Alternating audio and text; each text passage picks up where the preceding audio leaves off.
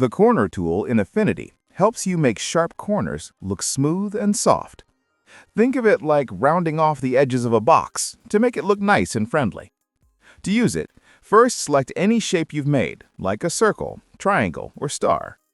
Now click on the corner tool from the toolbar on the left side or press the C key on your keyboard.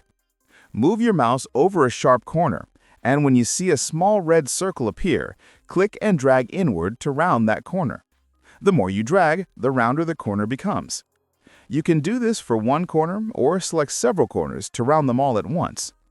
At the top, you'll see a few corner styles like rounded, straight, and concave. Try each one to see what looks best. If you like how your corners look and want to keep them that way, click Bake Appearance so they stay fixed. This tool is really handy for making icons, buttons, and logos look clean and professional, even if you're just starting out.